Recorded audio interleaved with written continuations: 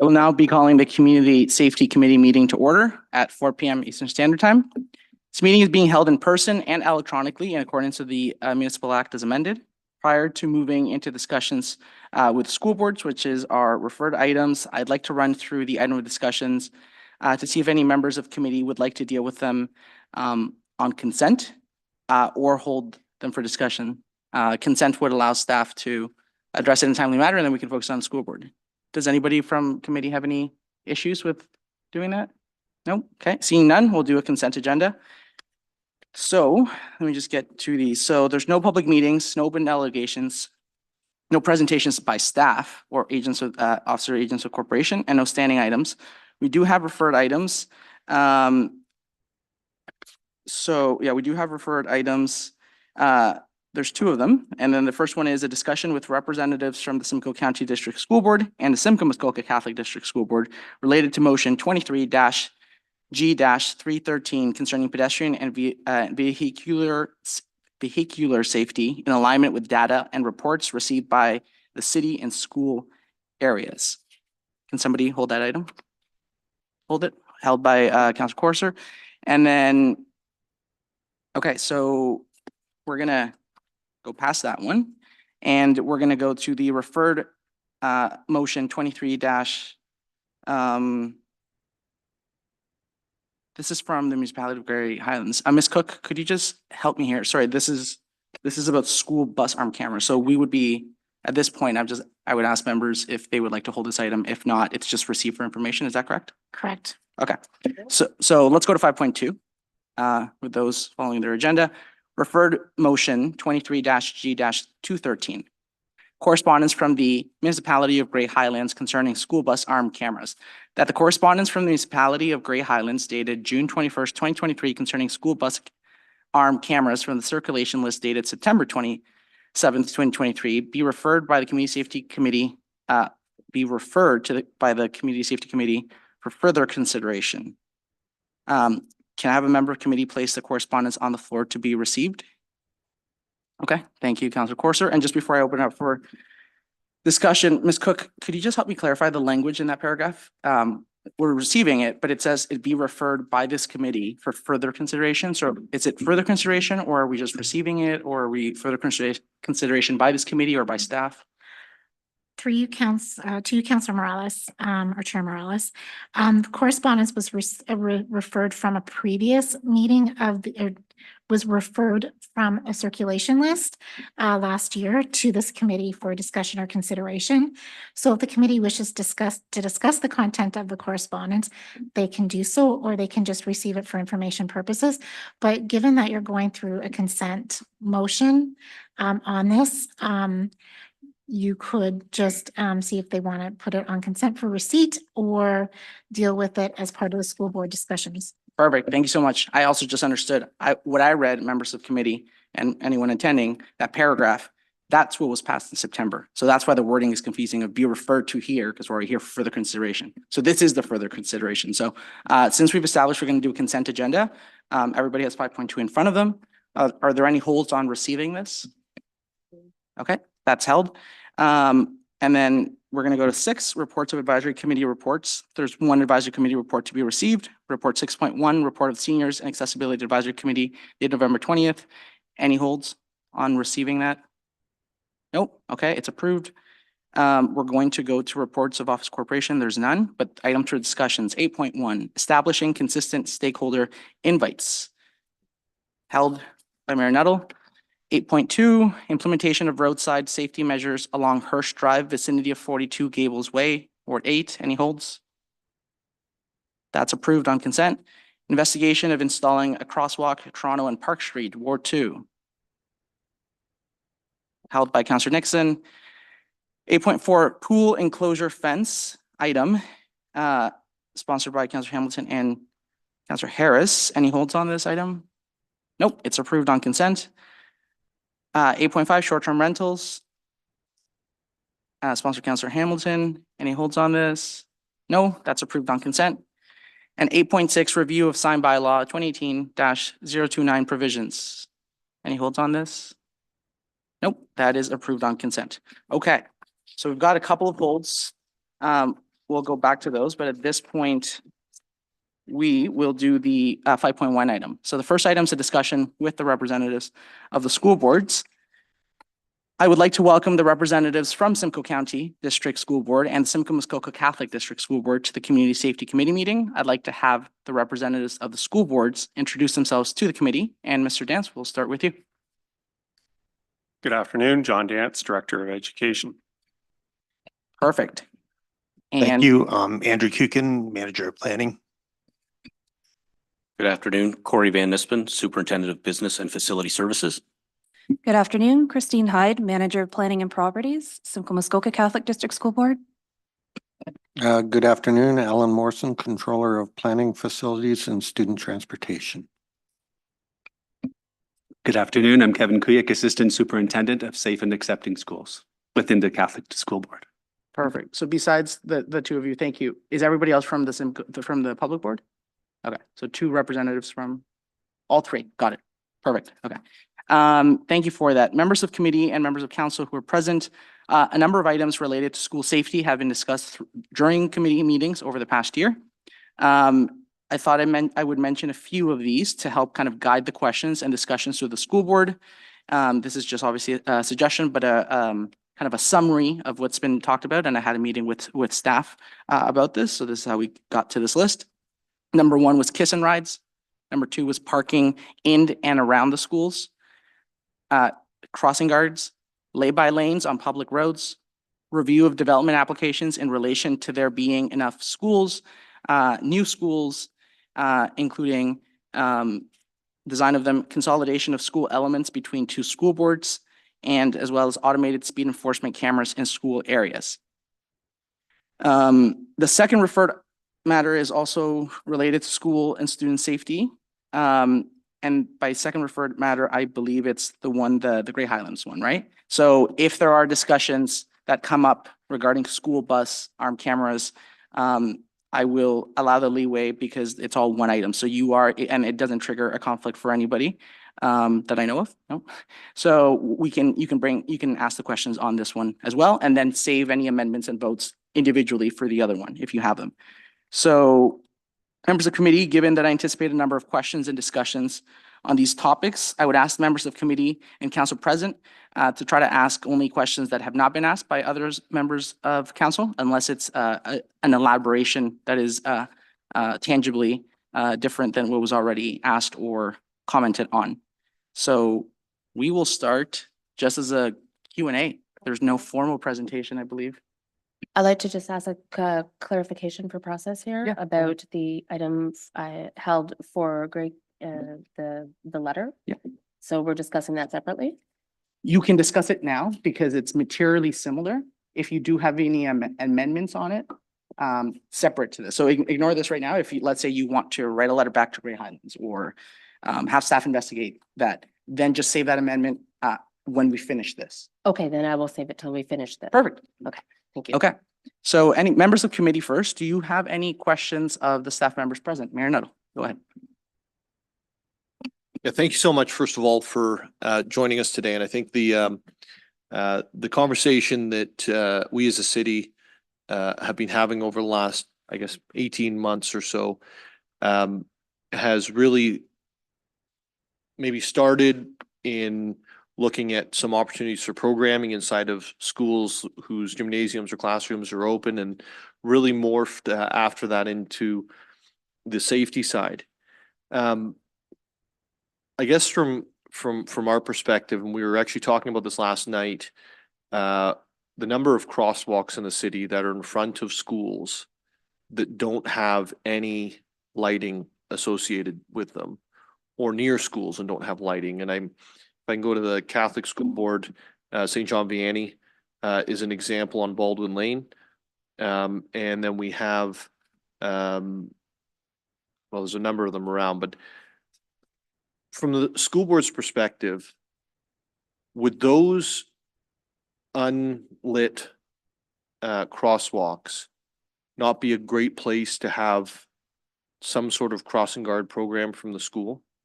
Like if kids have to get across and they've got to cross these unlit walkways, does the school see any, school boards see any value in having crossing guard programs there? So just to guide the conversation, we'll start with the SCDSB and then move on to Catholic Board for all questions.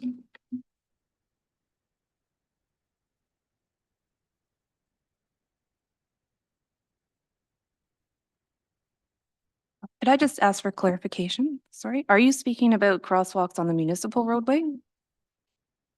Crosswalks on municipal roadway in front of schools. Okay, thank you.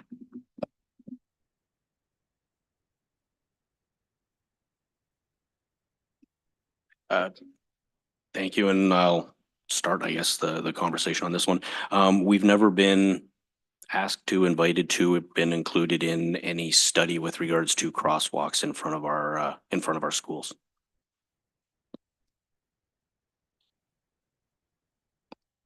Simcoe Muskoka? It's definitely something that we could investigate together, but knowing that we don't have oversight of the municipal roadways and infrastructure.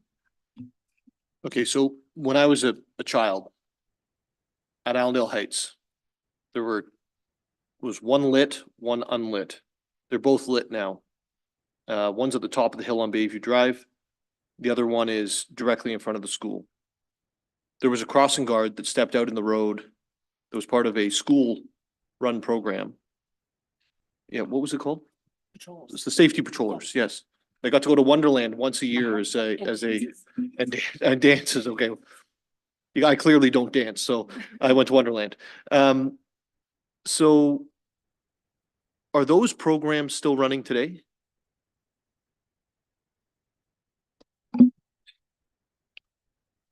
I was a principal at St. Monica's for a number of years, so I can speak to the process the way it is, works with the City of Barrie right now, is that City of Barrie's police will reach out to us and offer to do bus patroller and street patroller training. So as an exercise within the school, our responsibility would be to go to our community, ask our students if there are students interested in being a bus or a street patroller. We engage in the training, and then the City of Barrie Police would come and do on-site training to either show them how to do it on a bus, or if we designated locations where we were going to have foot patrollers, then that would be a part of the training. We've moved away from just my basic experience, away from the street patroller because of the liability we were putting students under. I noticed in my school community that the traffic was getting out of hand, and I didn't want to put students at risk. May I continue, Mr. Chair? So St. Monica's, I was going to stay away from this, but you brought it up, so I'm going to now speak about it. My kids go to St. Monica's. There is a roundabout for parking for the amount of vehicles that would have been necessary at the point that school was built. Maybe. The traffic patterns have changed in terms of the amount of people walking versus driving, all of those things.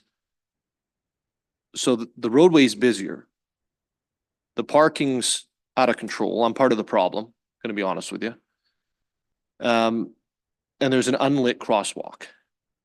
And there's no safety patrollers. There's no nothing. And so I look at that as we're not planning for safety in terms of the front end, right? Because the capacity of the property does not address the need that the use is creating. And if you weren't the school boards, anyone else would have to deal with that. Then there's the actual programs that existed that were discontinued because of the liability. And I assume that was the answer. But discontinuing those programs because of liability has only created a larger liability, being that there's now nothing instead of something. And so we've also had I don't believe there's a written appeal on record from a school for any sort of signals being put in place where there's unlit intersections between pedestrians and vehicles. And so as a yeah, as the mayor, but like, I kind of want to throw that hat out the window right now. And like, as a parent, I sit there and go like, this doesn't make a lot of sense. So how do we, as a city, work with you two as school boards? And there's more than just the twos, but you're the two big ones. To address those issues going forward and come up with a way to deliver safety in front of schools. Because like, we're doing our part as far as I can tell. Like, we're putting up the radar cameras, you know, we're even changing the times of the 40 zones to expand them, make it clearer, more simple. We're asking every time there's a site plan for more parking to be set aside for the kiss and ride or whatever we call it. And at the same time, we're looking at lighting around many of these places, but we're doing this in unison, and it needs to be in partnership. So how do you see yourselves partnering in the process of making school zones around the city of Barrie safer? Or is the answer not our problem? CDSB? Thank you. And, we are actively always, the safety of our students is at the forefront of everything we do. Full stop on that. We are constantly, this is something constantly that we are reviewing. We do have a great relationship with City of Barrie staff. We do have that open communication. We do have that open dialogue. We do have site meetings where if there is a specific concern or issue that is raised, we will meet on site with city staff, with our transportation consortium. We will view what's going on, make recommendations, make alterations if necessary, if we can there. But that it's each one of our schools, each one of our school communities has its own nuances, its own little differences. There isn't a cookie cut answer for each one of these schools. So each one of the administrations work with their community. We educate, we inform, we encourage, particularly the walking and the active community. But at the end of the day, you're absolutely right. It is all of us working together to ensure that our students are getting to school safe. So, sir, just before we continue it, I agree with you that there are relationships, and there are good relationships between the school boards and the City of Barrie staff. There's also been bad relationships, right? And I think part of recognizing that is saying that we need to get those out of the way to ensure we're all doing our best to ensure student safety. I had a ward meeting in Ward 6 on Ferndale Drive where we were standing, and actually people brought their own lawn chairs to sit and have a conversation about this exact subject. And we were kicked off the property by the administration.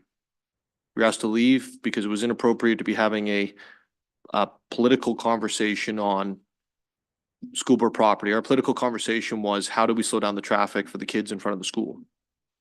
So I don't want it left to each administrator around the city. I don't want our staff to have, how many schools are in the City of Barrie? 50, something like that? Yeah. Around about? I don't want to have 50 different conversations. I'd like a set of standards and guidelines, and I'd like a partnership. I think we've shown that we're ready to even be part of the funding answer by having our staff looking at this patroller and adult patrollers in front of schools in very difficult places. But we need partners at the school boards as well. It can't just be the city acting unilaterally on this subject. So how is it that you, the school boards, can come to the table with us to develop a plan of student and, quite frankly, adult safety as well, and vehicular safety as much as cycling and walking in and around our schools? I will, for a procedures perspective, I'll let the SEDSB at the Simcoe County District School Board answer the follow-up. And then once you're done, because it would be unfair for you not to be able to answer once the mayor updated, and then we'll go to Simcoe Muskoka.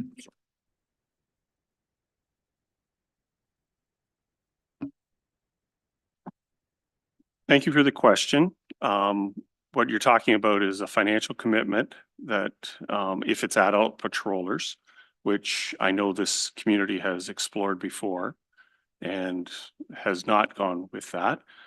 We've had very positive working relationship with the City of Barrie with regards to pedestrian activated stoplights in front of a number of our locations. They work very well. Crossing guards are not a responsibility of a school board. They're not part of that. They're part of the Highway Traffic Act. And that's where we're not funded for crossing guards. And as was mentioned by my colleague down the table with regards to students, we are loath to put students in an unsafe position as student crossing guards in those situations. Senator Muskoka, please.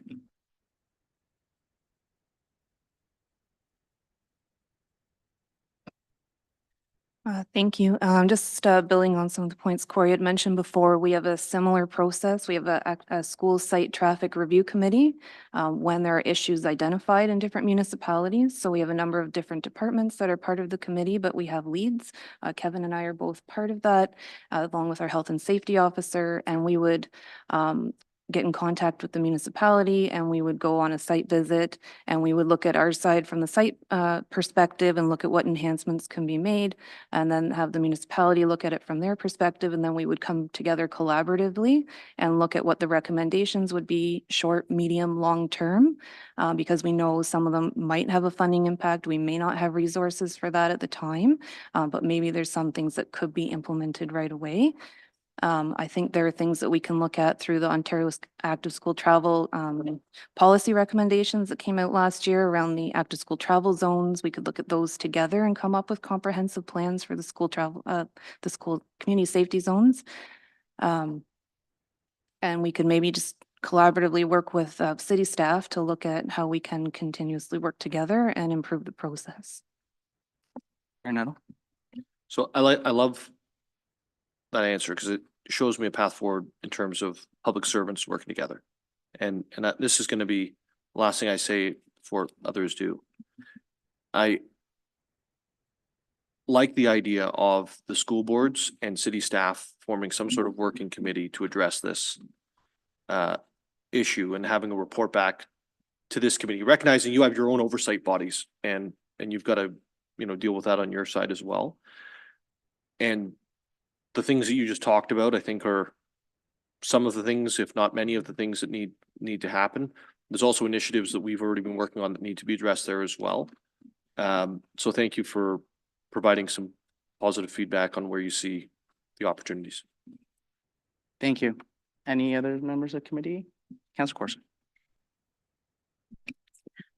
Welcome to Barrie City Hall. I am very excited to have you here. I have been looking forward to this day, and I am going to ask you probably a barrage of questions, but I want to preface that with, I think that I'm learning. So this is information I'm looking for so I can know where we are, all of us are, because as the conversation goes, the problems that are happening in our school zones with cars, I think it's self-perpetuating because parents don't feel safe sending their kids to school because of the issues with traffic in the school zones. So they drive their kids to school, which creates problems in school zones. So I'm really interested in digging into the active transportation piece that might actually solve some of the issues of the chauffeuring to school, the rushed parents, the all the things that happen. I live in a school zone, as I complain quite often around the table. I get blocked in my driveway. I get sworn at. I know what happens in school zones. It turns into a bit of a war zone. So I can totally appreciate that. So prefacing that, bunch of questions, and this is in learning. I don't want to mean to sound like I'm grilling you because I would love the opportunity to work on all this together because I think that we both have a responsibility to play to make sure our kids are safe. I always tell people I have skin in the game. So, it's good to have safe school zones. I understand that you, as a Simcoe County District School Board, I'm sorry, the Catholic School Board, I'm not quite sure, just in my research I've done, that there was some work with the Ontario Active school travel organization some years ago. I know in 2018, they did a study in 13, I'm just reading this, 13 urban, suburban, and rural schools in Ontario. And they found that school travel planning programs was a cost-effective intervention that contributed to significant change in school travel behavior and provided substantial economic, health, and environmental benefits. And I might add that I think that actually active transportation adds to safe school zones. Guelph, which is always compared to Barrie, saw a 14% increase in walking. And I should say active. I couldn't find any numbers on active transportation as cycling or public transit.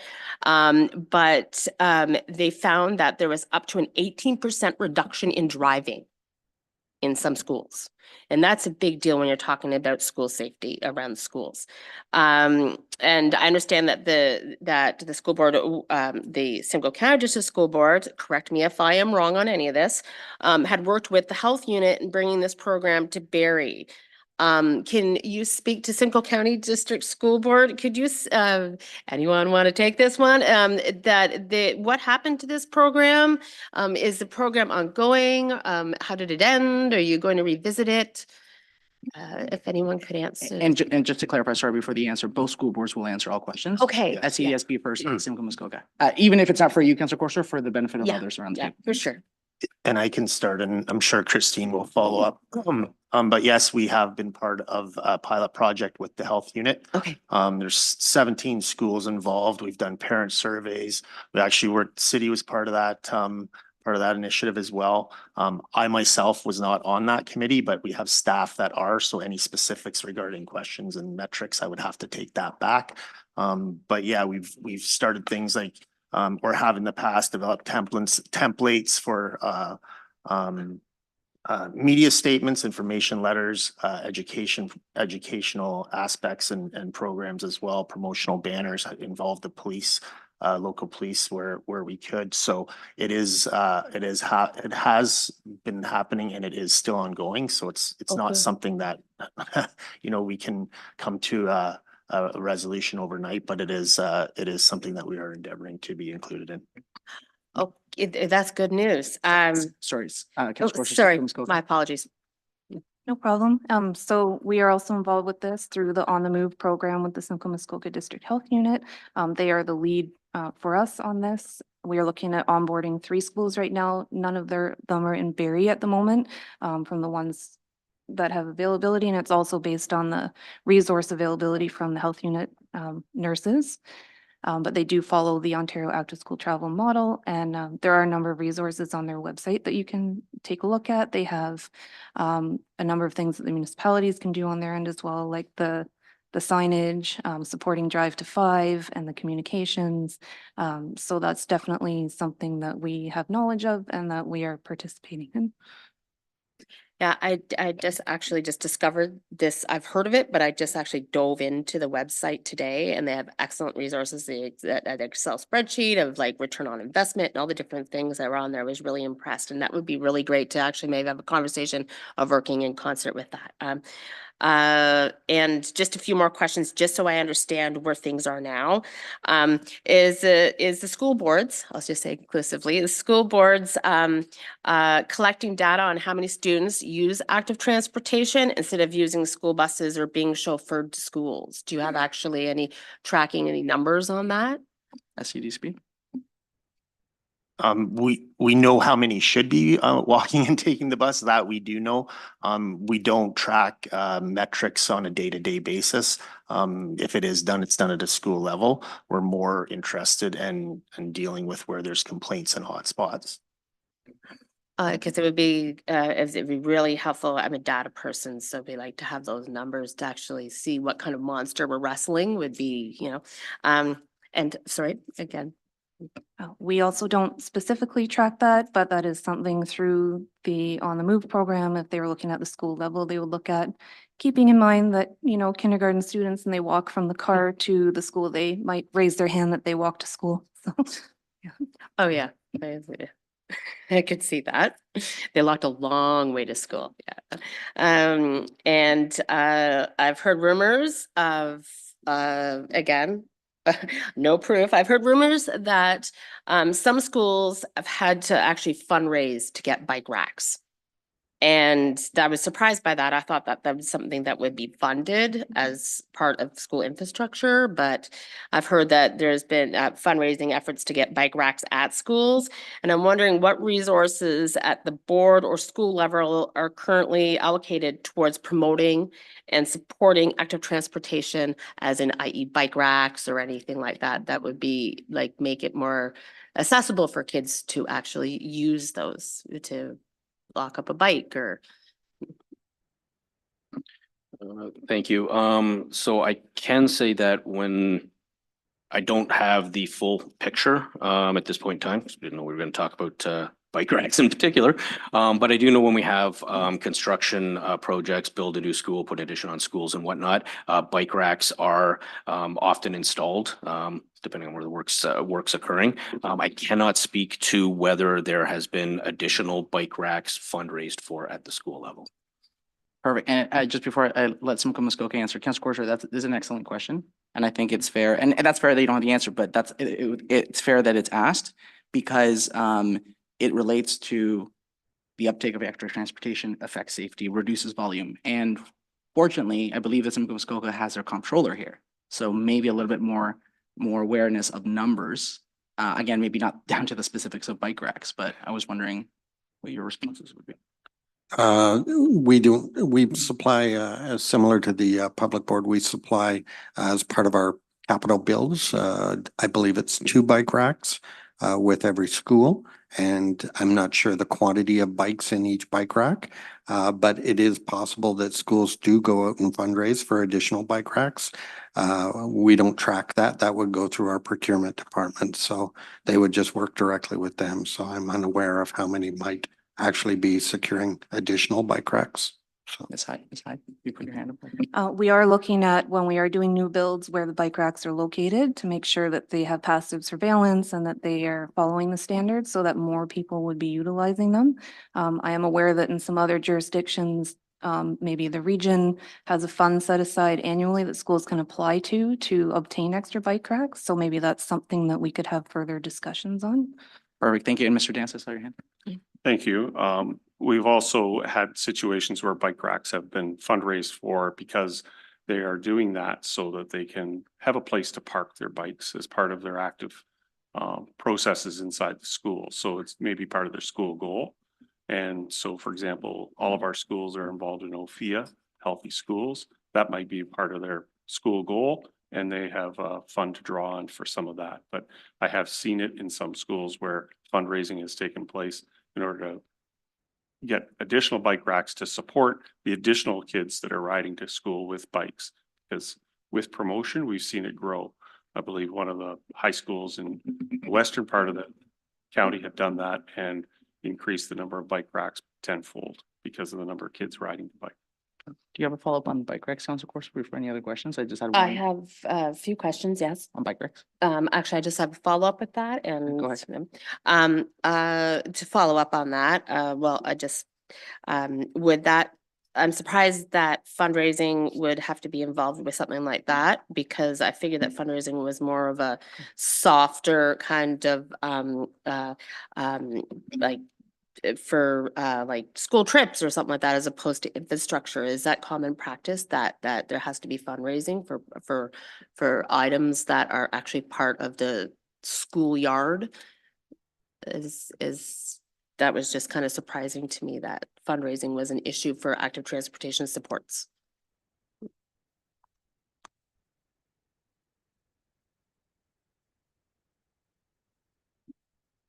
So sometimes schools do fundraise for specific items for that they feel would be an enhancement to their facility. That may be playground equipment. And in this case, the example provided by the director, if they have an initiative where they feel that they don't have sufficient of X, they're fundraising so that they can have X plus in order to meet the goals that they have for their specific community. Okay, thank you. And also moving on from bike racks, so the did you want us to respond to that? oh, I'm so sorry. Sorry. Yeah, we have what's called a school initiated project. Most of the schools take advantage of that school initiated project process. And they do fundraise for all sorts of things, including playgrounds, bike racks, outdoor learning centers. They fundraise for whatever they can, because although boards have funding, that funding is earmarked for other things. It's operational money for snow removal, for all the other pieces there. So we don't have additional funds to support needs that maybe the school councils might want to support through fundraising. So it's quite popular in our board to use the school initiated project form to be able to support needs that are specific to each school. Okay, thank Perfect. you. Perfect. And Councilor Corso, if you may, I'm just gonna add one quick thing on bike racks. I could save it for mine, but it's really good timing here. Yep. And I know there's some clarification on what needs to be done. So I heard from at least Simcoe Muskoka that it is calculated for the initial capital build.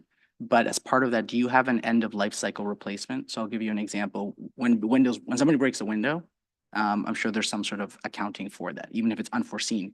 If the HVAC system is, if you amortize it, if you come to a conclusion it's 15 years or 20 years or 30 years in the capital, there's probably some sort of planning done. So do you also take that level of care with such as active bike racks? And I know it seems simple, but it's vital active infrastructure that's related to a lot of these questions. So do you plan for that? Or is it like you get your bike racks when we build a school and then it's up to the parent councils and people to step up? Because that might be a bit of the issue. So the way the ministry works for replacement, renewal, things like that, there's two funding streams that they have. One's called school renewal and one's called school condition. Each board is assigned a fixed amount based on their facility condition index.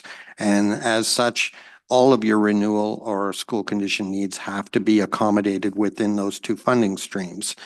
So that means HVAC, that could mean asphalt, that could mean many, many things. So by the time you sort through your renewal or your school condition needs, I would suspect that there would be no opportunity for items such as bike racks and all the rest, because we don't get enough funding. So our funding needs go to new roofs, HVAC needs, and higher priority items. And so unfortunately, it usually does fall on the school through council fundraising, et cetera, to support those kind of replacement needs. Okay, perfect. And I'm gonna be presumptive, but I'm assuming that it's the same answer for the public board, unless you want to add your, okay, so Councilor Corso, back to you. Thank you. Looking at it from that lens, I could see how there would be challenges there for sure, especially in the funding that you're facing now. Without those, okay, so can you speak to the closures of catwalks around the schools? There's a few schools in the city of Barrie that have catwalks that actually approach right onto school property that have been closed at different times that will actually add a significant walk to accessing this school area. I know that there are one school I can think of in particular that it may have security issues and that's why it's done. But there are lots of schools that don't face those kind of issues that have catwalks on school properties that are closed. Did you have any information on regards to that? I can start. Yes. Mostly if it's done during summertime or spring, fall, when there's no snow, it will be strictly due to safety issues or safety incidents that have happened in the past. Wintertime, it's a maintenance issue. We do not clear those catwalks. Again, it's a funding issue as well, liability issues. So we're closing entrances that can't be. Not all of them. I have to go back. Not all of them are closed. If the contractor can do it and it's surfaced properly, we will clear them. But otherwise, we would close them due to safety issues. Okay, thank you. Oh, apologize. I'm not used to having I do not mean to be rude. I apologize. Not a problem. It would really depend on the type of catwalk. Our answer is very similar to the answer that the public board has provided, but in some cases, those sidewalks occur between two residential properties and they're not actually our property. And so for us to clear off of our property, that wouldn't be something we would typically do. So if it's on our property, then the answer is consistent with what is provided with from the public board. But the catwalks that don't occur on our properties, and that does happen. I know of a few instances where that does happen. We wouldn't be responsible for those just simply because they're not our property. If I could follow up with that, everyone did it. I don't want to miss anybody. To follow up on that, so specifically, I know that Portage View Public School in the city of Barrie has a catwalk that is in between two houses. But it is pretty sure that it is public, like it is school property as it backs right in. I'm not expecting to have this information because I know that you guys look after a lot of schools. So, but that is a catwalk that has been closed on and off, and it makes it's a significant barrier to walking to school because of the walk around is not easy, and Ann Street is notorious for being unsafe. So a lot of parents don't like to send their kids all the way around for that. That's a long walk around. So if I could, if I haven't missed anybody, so I was wondering at the school board, is it the board or the board or the school level? Is there any kind of procedures set up for in-house to map out safe active transportation routes for kids that walk to school? Like, is there anything that is that part of the active active school travel organization initiative? Or is there anything that takes place within schools or at the board level to take a look at the safest way to walk to school, to provide parents with that information or families with that information? Again, I can start. As far as resources we provide, it would be a school initiated process, but we in our planning department will support schools in terms of mapping. We've helped other municipalities providing them student data for them for placement of their crossing guards. We centrally do support those initiatives. It's not something that we do for every school. Again, it's a resource issue, but when it does come our way, we are happy to support.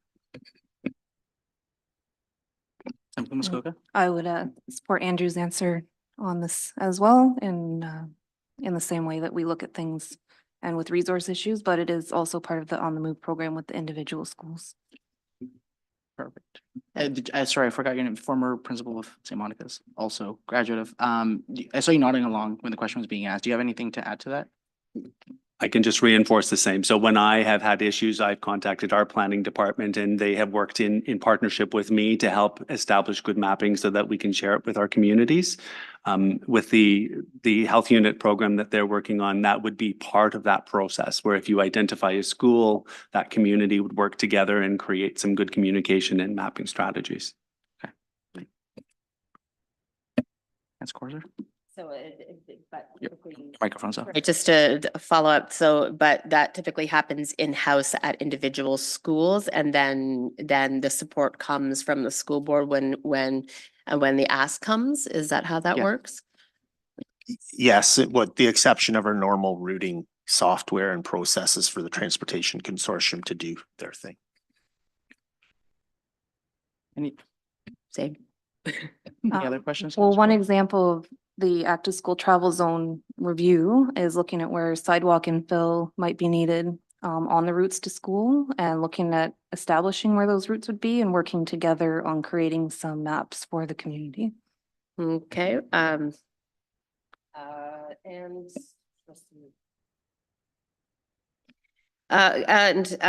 I think this is I'm getting to the end. Like I said, I have thrilled to have the opportunity to have you here. I know I'm taking up a lot of space, but I really wanted to get these answers because I know that it's very difficult to get our schedules to align. So I wanted to get my questions asked. Can you tell me if Barrie has any safe active transportation initiatives like walking school buses or buddy systems, like pairing older students with younger students. I know specifically on Ann Street, we have a high school that's right across from a public school. So there could be some volunteer hours there. Is there anything that has been initialized by either school board to actually work on those kind of things? Or is this back to the health unit and this other prior project with the Ontario Active School Travel? How does that work? Mr. Davis? Thank you. We have had instances of walking school buses that have been organized locally by school. It is usually centered around neighborhood families getting together. As far as the support from secondary school students, that tends not to be something that takes place nearly as commonly as you'd think, even with proximity. We have a number of elementary schools right beside our secondary schools, but their times that they're in and out are different. Most of our high schools are out by 2:30, and our elementary schools are not done until 45 minutes to an hour later. So the coordination is not there, and teenagers are notorious for not staying around sometimes after they've been out, unless they've got something other that's occupying them. So yes, there are instances of initiatives like the walking school bus, but they are site-based and based on the interests of the local community. So we don't have anything currently set up either. It's important to look at the continuity of whatever is established. Things like walking school bus, you may have a volunteer 1 year for a couple months, but what happens when they're not available anymore? So it's really looking at what is the longest term, most successful option to setting up those active school travel routes. I think I might be guilty as charged with one of those teenagers when I was in school, so no judgment. And with right now with the school board is there any funds allocated or any ongoing initiatives to like the note in the school bag, or with information with educating parents, or actively pulling parents into conversation, or caregivers or families into conversations about initiating this? Because like I said, I think that this is our biggest battle, is the traffic in front of the schools, and the safety issues is, I believe, directly tied to parents dropping off their kids in the morning. So if we can, we can slay this monster, I think that we could actually fix a lot of the issues that we're having. So again, I apologize to my colleagues at the table for taking up a lot of time here. So is there any programs that right now through the school board? Because I haven't heard anything, I haven't seen anything through my school or through anything that's come home in a school bag or anything like that. My son goes to a public school, and I'm just wondering if there's any initiatives that are active right now. Again, it's usually done at a school level. We will support them centrally where we can. Our communications department will. Some of that's happening again through On the Move project. The On the Move project, that's a county-wide thing, and there's only a few schools involved. But to answer your question, nothing centrally, but we're there to support schools if they're initiating something along those lines. Okay, if everyone's still awake at the table, thank you so much. But sorry again. I apologize. I'm so sorry. I'll start and then I'll defer to Christine, but I think it's great, and I want to recognize that you've identified to us, if you're looking for solutions, that is the solution, but it is slaying the biggest beast that we have, and that's changing the mindset of people we have no control over, right? And that's the residents and the parents. If we can't convince them to stop driving, there is no way, there is not a design that we can come up with to cope with the way that the world works right now. And that's what's creating the chaos, is that the schools just cannot be built that way. And I'm not even sure by us increasing the parking. That resolves the issue. There's still the throats of getting in and out of the school. There's still all the problems that go with all the traffic. Traffic and kids are not, they just don't work well together. And trying to isolate pathways in and out of the school for safe, for the safety of the students is a challenge. So I'm glad you recognize that. It's just, we would love to find a solution to that, but unfortunately, we cannot control the mindset of the parents out there. They all live very busy lives. They're picking children up for other activities, et cetera, et cetera. They're all, you know, they all have reasons why, and we've never been able to resolve that. We, by all means, we love to partner in all the active transportation and all the rest of it. But at the end of the day, it still needs participation. I mean, we set up buses, we call them bus zones and walk zones. They're not walk zones anymore. They're drive zones there. So that's the problem that we're all faced with, is how do we change the mindset, the mentality? And that's a challenge that we'd love for people to help us with, because we don't have a solution for that and we can't control that. So I'll Yeah. just pass it over to Christine for.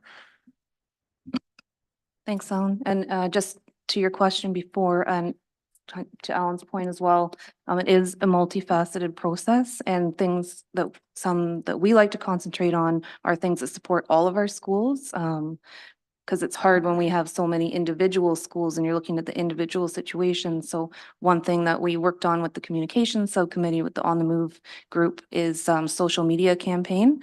So we did come up with a monthly social media message that hit targeted points for each month that each municipality, each school board in Simcoe Muskoka could send out, and that we'd all be sending out the same messaging every month. So we were trying to be consistent and be targeting the same information at the same time. I'd like to thank you all for answering, like I said, my intense barrage of questions. And I agree that if we could fix the big, like I said, slay the dragon of traffic around school zones, I think we'd be a good way there. And it is the perception of parents when they drive their kids to schools, they see the chaos in front of the schools and you're like, I would never let my kid walk in this. And it's self-perpetuating. So I think that this is a real hard, I think it has to do with communication, like you said, and a lot of different initiatives to help get this try to fix this problem. But thank you so much for coming. All right, thanks so much, Councillor Porsche. I did want to say one quick comment. Mr. Morrison, thank you for the blunt answer. And I'm just saying this as me, not as for council. Being able to just say, like, parents have changed their lifestyle, their expectations, their the choices they make, and it's hard to tell people what to do. Those are the blunt answers we want to hear, because blunt answers and blunt comments that are honest lead to solutions, or they'll definitely lead to a better outcome where we just both agree that these things can be changed and we can't change the others, instead of, you know, us thinking, you know, you guys are not willing to do something, you guys thinking we're asking too much. Like, this is what gets a healthy conversation going. So I usually don't highlight that, but I really appreciate the bluntness of those answers, because we're having honest conversations. Beyond that, I'm going to switch the order a bit. I just want to be fair to the SEDSB. You guys get to go first and you guys set the tone. So let's see if they have as great answers as you do. And then that way you can do that. So just fair is fair on that. Deputy Mayor Thompson, do you have any answers? You're online. I don't know if you can hear me. Do you have not any answers? I wish you had the answers. Wish it was that simple. Do you have any questions? And the reason I'm just going to you is I had a couple of questions and I want to jump in. I'm going to stick to I know a lot of people are bursting at the seams who are not on committee to ask questions, but I'm definitely going to start with on committee first. And if you do have any, I would let you go at this point. If you don't, then that is not an issue.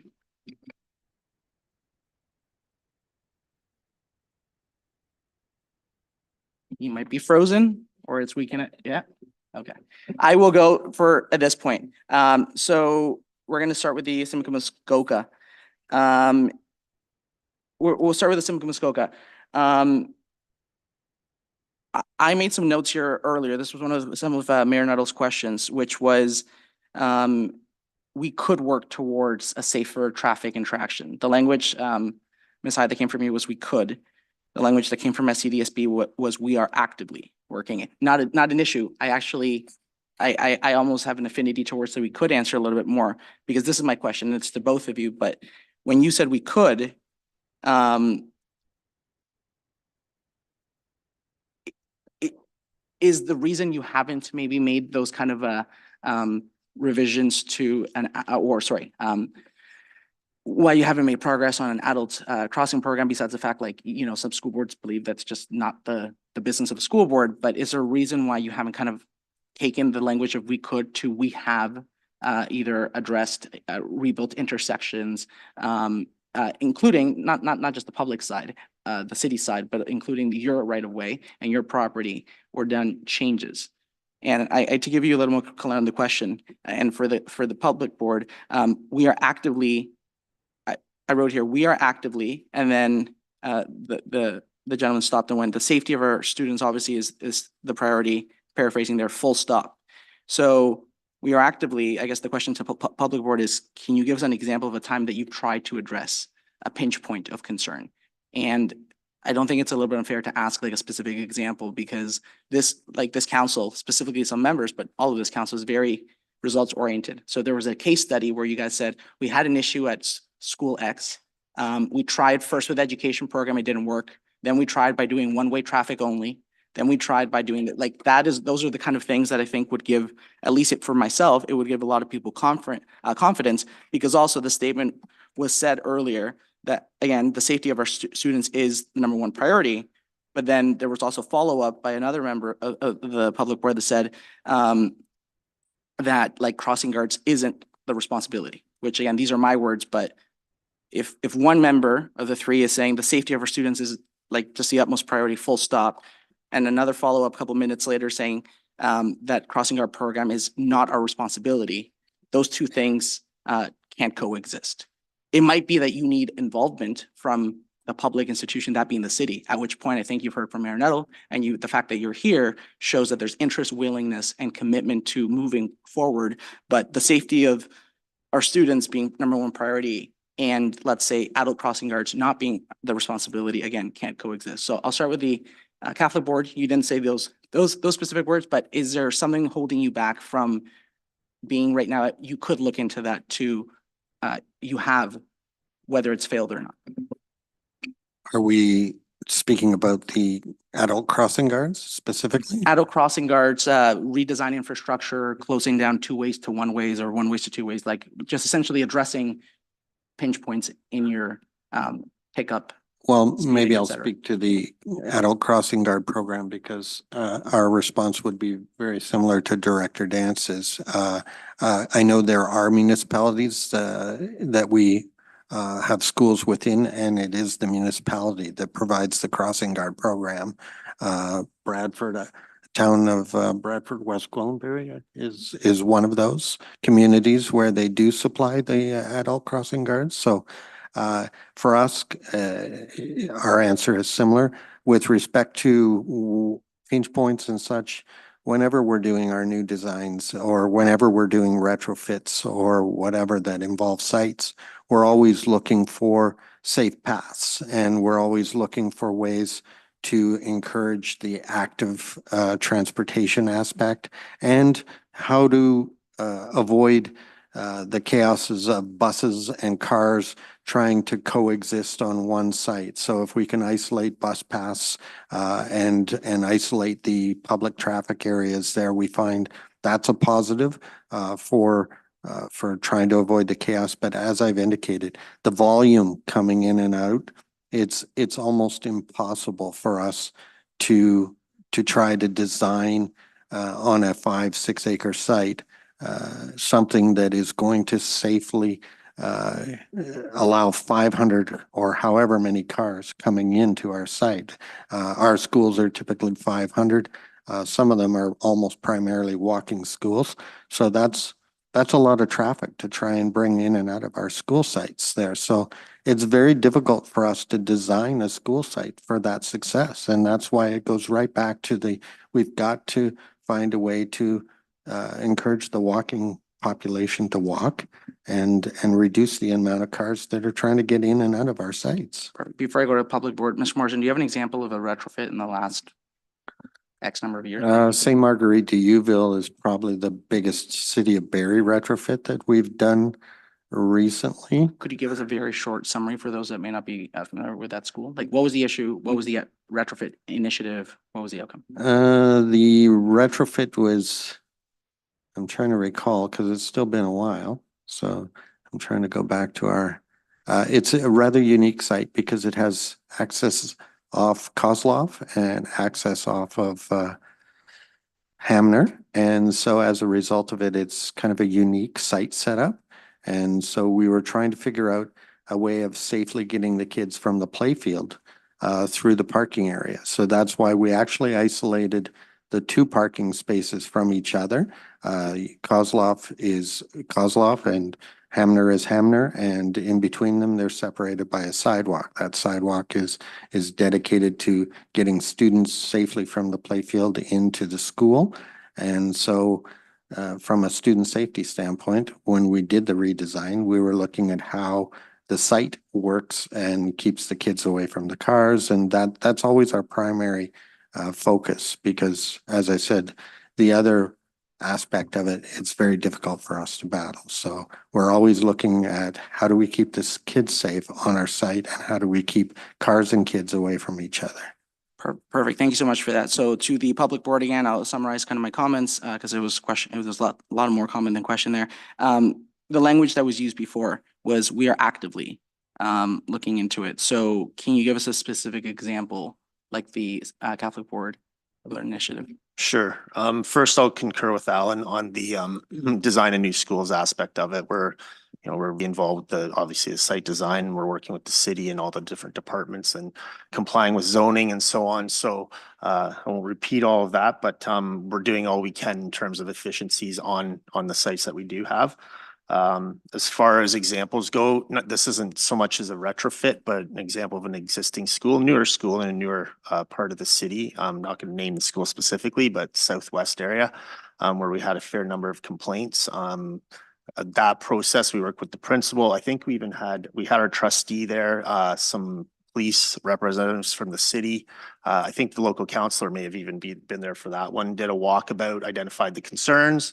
And then we asked advice from city staff, all the parties involved, and we ended up with some new signage, pavement markings. I believe there was even a pedestrian crosswalk installed by the city as part of that review. So that's an example of the type of thing that we've been doing. We're not doing it at every school. We're trying to pick them off when we can, and we're going through that same process in another part of the city as well, southwest. Perfect. I think a simple yes or no might work for both school boards as follow up to that. That's good to hear about those schools. It doesn't fix issues everywhere, but would it be reasonable? And maybe it's a council motion that we do at this meeting, maybe, or maybe you guys can just do it automatically. Would it be reasonable that anytime you guys do a retrofit, like actually do work, not every time you get a complaint, but every time you actually start doing some sort of project, that you let a specific, not just the local counselor who may or may not be involved or have input, and not just tell your trustee to tell us, but tell specifically a staffer. So maybe in this case, it's going to be Ms. Banfield, or it might be Mr. Prowse. And from our end, we always send emails to you guys, to Electra, to Enbridge, whenever there's development applications coming in. So we have that communication one way when it's significant capital projects. Would it be fair and a reasonable expectation that you guys just let us know that it's happening? You don't have to have quarterly meetings or weekly Zooms, but would that be reasonable? A lot of times we're already doing that through the permit process or whatever that may be, whatever's required for whatever we're doing. But yeah, that's reasonable. We meet with city staff on a quarterly basis anyway, so we can add it to our agenda easily. Same thing for Simcoe Muskoka. Yeah, and it would be the same if we're doing any kind of major retrofit in any of our schools. The city would be involved in that through the permit process or such anyway. So. Do both school boards feel comfortable informing the city before you're getting to permit process? Because residents reach out to us and you, and there's no rhyme and reason when they reach out to us and you. So maybe if you're getting to the point where you're having meetings, but you're not at the permit stage, you engage the city and you check your notes with our notes with the local counselor. And then maybe that makes your process better, more efficient and effective. Is that reasonable to engage us at that stage? Yeah, we can do that through our meetings with staff. Okay, perfect. Thank you. I'll try to go a little bit quicker here. Mr. Morrison, you brought up about like separating buses and cars, which is great. And I want to use another example of another one of my alma maters, that's St. Joe's. Incredible design.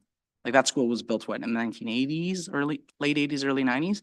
And I understand, I'm going to predict, I'm not an educator, but I'm going to predict it works well in high school design, maybe not elementary, because putting a bus through the back, like high school kids are either hanging out inside or go to the plazas or get in their cars and leave. They're not hanging out in the playground. So when you're cutting the playground with a driveway, you know, you're going to have, there's an added level of maybe risk. That said, school buses are only coming in and out for the most part, with the exception of field trips, twice a day. But is there an ability to maybe, and I understand that that design isn't going to fix the issue at the 50+ existing schools, but I think one of the issues that I've heard, and again, a non-member of council will probably bring this up, but there's also issues with the schools that are yet to be built, where the same mistakes get made, the same mistakes of putting schools on arterials and instead of a quieter area, the same mistakes of not having properly designed kiss and rides, not using that right away. It's just left for grass. Like, wouldn't it be great if you do kind of like a parallel parking in front of the school and that's designated only for buses? Now they don't have to loop in and out.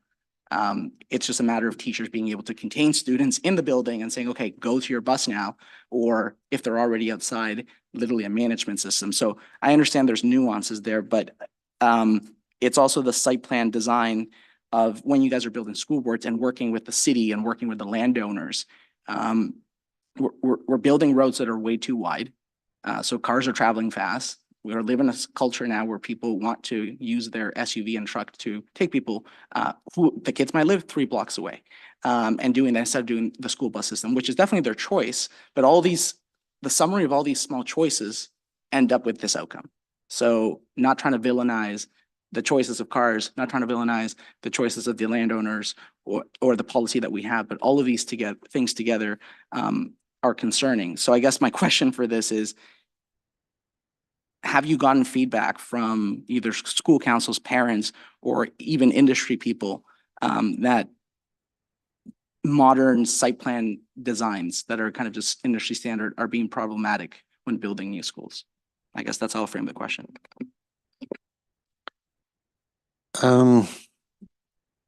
Of course, they're problematic. As I said earlier, they're problematic because of the volume, and there's only so many acres and many activities that have to occur on that. And the numbers of acres are dictated by the EDCs or whatever, the size of the building. There's, our property is restricted to certain sizes based on the size of the school. When you talk about St. Joe's, when you look at a typical secondary site, it's approximately a 15-acre site versus an elementary school site that might be 5 or 6 acres. So to be able to round about the school on a 15-acre site, if you think of the 3 high schools that we have, Joan of Arc, St. Joan of Arc is a similar design. It goes all the way around, and even St. Pete's, because it does too, it kind of skirts around the back as well. So that's the luxury of a secondary site. And you're also looking at older students that are more responsible for looking out for themselves. You cannot take that same approach. The approach needs to be separate kids and traffic. When you look at some of the creative ways of trying to do these things, we've experimented with a lay-by at one of our schools in Bradford. We did ask to try and do a lay-by here in the city, and we weren't allowed to do that here. The lay-by allows the buses to stay on the street. They don't come into the site, and the jury's out. We're still struggling at that site. I'd like to tell you that that's a wonderful solution, but that site is, and again, it's due to the volume of parents driving. It's still problematic, even though we've got the lay-by to isolate the bus traffic. So at the end of the day, it really comes down to volume and trying to access a very small site. Just a very quick follow-up. The lay-by is kind of like that, like a bus lay-by, but in front of the school. And is this only supposed to be only used by buses? So basically the example I described earlier, but in proper. That's exactly it, is that the lay-by is actually off of the residential street. And it does serve a certain number of buses. It is, we have an agreement with the town and that it's signed so that it's only allowing buses in there at the 2 times of the day that are critical for us. And so it works fairly well from a bus standpoint. But as I said, it's not solving the problem with the volume. And the inside challenges site. are parents are blocking in the buses? You said it's a challenge because of volume. No, the bus is working actually quite well. It's the public side in which all the parents are coming in on the other side of the building. And so we've managed to isolate, but that's not solved the problem. Got it. So the idea of isolating the buses has not solved the problem at that school. And we were hopeful that it would. Quick follow-up, it hasn't solved the problem, but has it been a net positive, net negative, or a wash? I would say it's positive. We're in the early stages. That school is only in its second or third year, second, I think.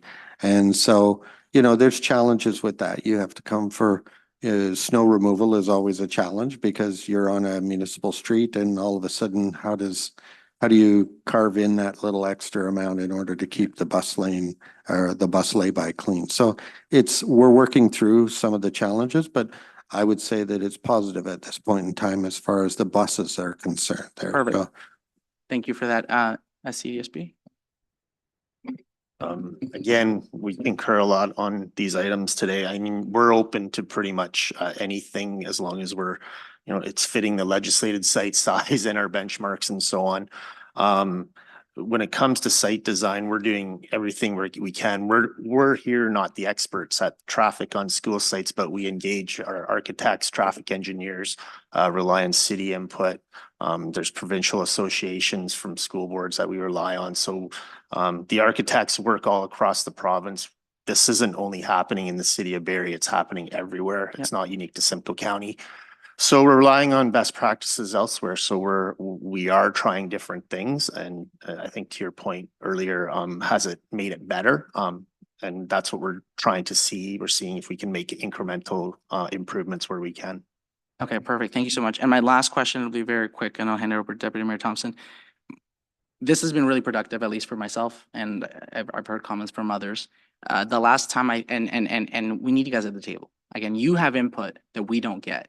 You have context, you have reasons that, now we can understand better. And I think we need to have more of these discussions.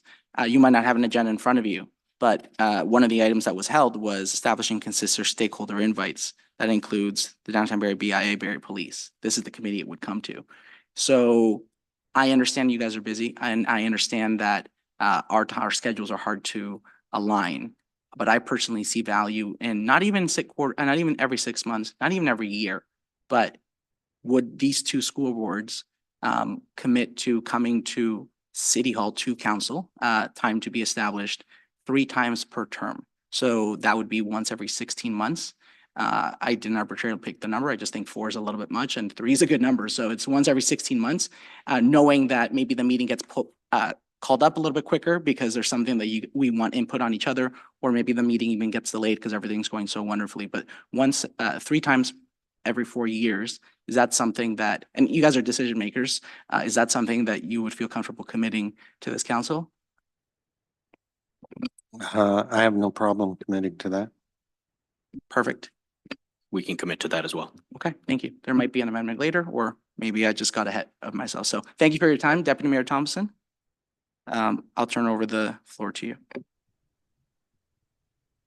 Thank you, Chair Morales. And I apologize for the technical difficulties. I just had a question more to staff. Do we review the site plan approval of school sites on an ongoing basis? There's just going to be a lot of collaborated effort working together. So it's probably a little, cart before the horse kind of deal. But I just think there's some opportunities for some of the drop-off areas to alleviate some of the traffic on school sites and stuff, and just how the school was granted their site plan approval. So I don't know if staff would be able to answer that, if it's something we review on an ongoing basis and make sure that the school are abiding by the site plan. Ms. Banfield. Through you, Chair Morales, to the Deputy Mayor. So absolutely, staff would look at site plan applications on new schools for sure. And then certainly when we have input from either counselors or members of the community, in particular when it seems like kiss and rides aren't operating properly or there's a particular congestion issue, we do pull out the site plan agreements.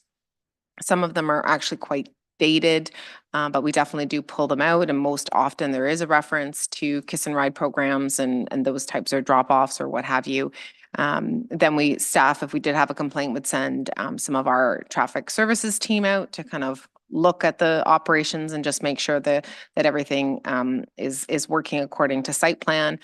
Most times we find that it is. In a few cases when potentially it's not, then again, as the school boards have said, we have a good connection with staff, and I usually go to either Christine or Andrew, depending on the school, and say, hey, can you look into this for us? We're seeing this issue, and then they deal with it through their administration. So there is lots of feedback loops for sure. And then as both school boards have said, when there's revisions to site plans and retrofits to schools, we definitely take a look at all of that again when the site plan's being redone. Perfect. You have a follow-up?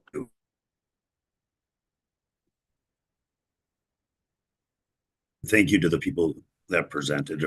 That's all I have for questions but I just wanted to thank the panelists for showing up. I think a continued effort, and collaborated effort between city council and schools are better for all of us. Perfect. Thank you, Deputy Mayor Thompson. Councilor Corso, do you have what? Very quick. Okay, go ahead. Before I lose my voice, I love to talk, but this is a little extreme. Okay, so quick question, follow-up question to the conversation we had earlier to just kind of maybe spark what we just had with staff. Do we have, I guess I would be asking communications, do we have partnership with Simcoe County Justice School Board with maybe if there's, when we're talking about active transportation, if there's some maybe a full court press of information to be shared, that a theme that they have for a month, like the school boards had mentioned, do we interact at all, or do we support that at all as the city? Through you, Chair Morales, to Councillor Corser. Yes, as it was indicated earlier in the question and answers, the Simcoe Muskoka and Simcoe County On the Move program is something that we did partner, and we were involved in that. And so you'll see that through the last term of council, and that work is ongoing. Oh, wonderful. Okay. Wasn't here last, new to the gig. So yeah, good to know. Thank you. I'll send you some information. Perfect. Thank you. Thank you, Councilor Corser. At this point, I'll go to non-members committee, and then if there's any questions that get inspired of members committee, I'll do a second cycle. Do we have any questions from non-members committee? Councilor Harris, Councilor Nixon, Councilor Reitman. Go ahead. Great. Thank you, Chair Morales, and thank you, school board representatives. It's great to have you here. It's exciting actually to think that we could be collaborating to make our school zones safer, and also even to better educate folks on the perception of safety often is a greater concern than the actual safety. To that point, I'm wondering, to help us plan and be more effective as partners, do you have ratings? Do you have data that suggests what schools we should prioritize first? What school zones? We put ASE cameras on Big Bay Point and Ann Street. One is an area that borders Ward 8 and Ward 10, Ward 9. So we're just curious how you use data to inform decisions or feedback to us as council that our streets and maybe our school zones could be improved.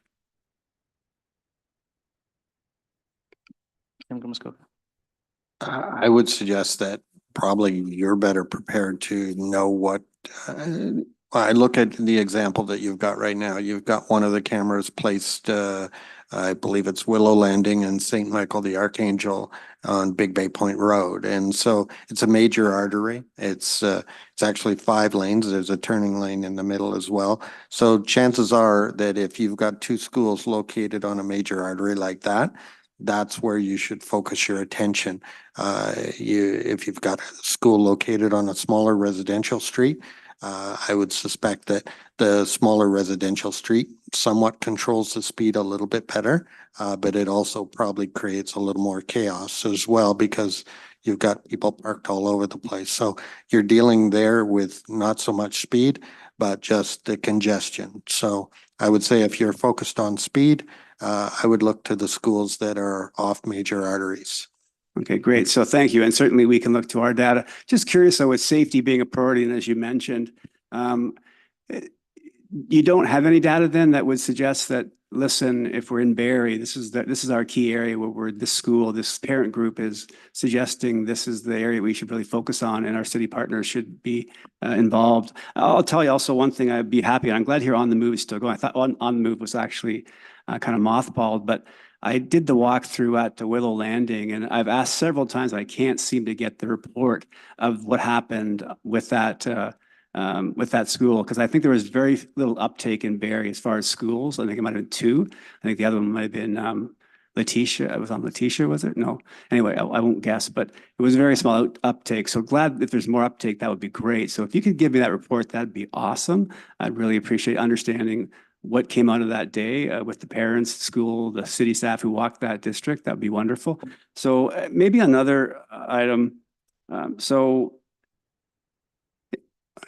What are the easy wins? You're here with the city council, and we want to partner, we want to do better. Have you identified any early wins that as you see the city and the school board can work together to improve safety, or maybe even improve also? I think Mayor Nuttall touched on the use of facilities. We have lots of rec facilities in the city of Barrie, but most of them are schools. Are there any early wins as far as working better with municipal partners in Barrie? I'll defer to Christine on the community use piece, but on the safety piece, if you were looking at it, and because I handle the transportation portfolio, it gives me, I actually get a lot of appeals, and I actually go out and have to drive the various paths, walk pathways. And so when you're thinking through your planning your municipalities and such, make sure that there's controlled stops, make sure that there's always sidewalks.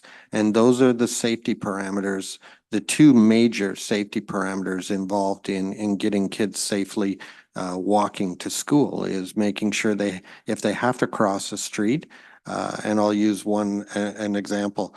I had one appeal here in Barrie, and it was they had to actually cross Hearst, and they had to do so at a non-controlled stop, and the parent just thought that was unsafe. And it happens in the urban centers. Sometimes the children have to do the look both ways and go. And so if you're looking at a way to encourage walking, you need to make sure that the children have access to a controlled stop and walkways all the way from point A to point B. So. And Christine, did you want to speak to the community use? Sure. Thanks, Alan. We have been working with city staff on community use of schools, looking at requirements and going over where we have availability. SCDSB? Oh, Yeah, sorry, any early wins? Sorry, I believe the pilot was implemented with the public board to start, but we do have some space reserved in case it's required. And yeah, SCDSB. Okay, I can fill you in on our side. As far as what would be helpful for us, and I think we have asked for this. I don't know how easy it is to get, but getting some data from your side as well in terms of complaints and where they're happening around schools and some metrics on that. We experience this ourselves. Sometimes you have 10 complaints, but it's coming from one address. So that can help you isolate where the problem actually is coming from. It might not necessarily be volume, but just one situation. That would be helpful for us. As far as the reciprocal agreement goes, I actually spoke with Mr. Bell yesterday. So we already have implemented a couple of locations that the city's utilizing for some evening programs. And they put in a request to expand that to another couple of schools for spring contracts. So we're just looking at that right now. Great. Yeah, thank you for mentioning that sometimes the issue might not be as large as what some people make it out to be. And we wear that as well as counselors. You know, people will say this is unsafe and we'll go, what's the data say? Well, the data say there's no incidents and there's no near misses, and therefore a change actually might be a risk than what currently is. So thank you for that. I think that's where we could really maybe work together, because we have that same pressure of making a change for somebody or maybe a small number, but really the effect might not be a net gain in safety. So I thank you for mentioning that. Just wondered also, regarding crossing guards, and I've heard it be mentioned that I know it's still a program. It doesn't have the robust, I guess, uptake that it had back maybe when I was a crossing guard and got to go to the dances at Cundall's, which was the big selling feature, I guess. And not the Wonderland wasn't there when I was that age, so I'll confess to that. But so some schools have this, and is there? What is the barrier? What is the difference between schools that have a robust, assuming there are ones that have robust crossing guard programs, and those that don't? Like, is there something that's been evaluated? Like, what's making it work at school X and not at school Y? As Kevin has explained, he had and abandoned it due to student safety. I'm not aware, and maybe if Kevin, are you aware if we still have any active programs? I'm not aware of having any active foot patroller programs in our Barrie schools. One of the issues that we were dealing with is that the sheer volume and lack of, I'm going to use this word, lack of respect of parents driving near school communities. We're not putting students at risk. I even changed, as a principal, not having students at entrances to our buildings at the beginning and end of the day, and assigned staff to be supervisors. And they're also being abused by parents and not following the rules. So there's a lot of issue putting a 12 or a 13-year-old student in that line, and I wasn't willing to do that. One of the pieces I did want to acknowledge, though, we, as far as I'm concerned, we have a really great working relationship with your bylaw enforcement officers. As a principal, whenever I had any specific concerns, I would call bylaw enforcement, and the next day they would be there. And they would give us the warning so we could send out the little e-blast to our community saying, be prepared, tickets are coming. So that relationship is actually very strong and robust. And I would just kudos to your bylaw staff, City of Barrie Police as well. If we felt that it was a safety issue and speeding was an issue in our neighborhood, we would contact them and they would bring a cruiser on site and would be there to support. So there are those pieces that are in place and are working well. So just kudos to those people. Great, thank you. Maybe one quick one. You mentioned. Oh, Councillor, do you want to hear from the public board? That's okay. Go ahead. Thank you. And we are operating the same. We are experiencing the same with the parent interactions and the same. We don't have the foot patrols, and that is one of the driving factors behind that. And that's great to know. And I wasn't aware of the level of challenges, and if the parents are the primary reason that we're not able to embrace programs that worked for many years and worked effectively to help younger students and create that, mentorship for older students, helping younger students cross streets. It's disappointing, but I understand. Just curious, on the other side of safety buses, and just, is it mandatory to have crossing guards on buses, and is that default to students, or is that still students do that?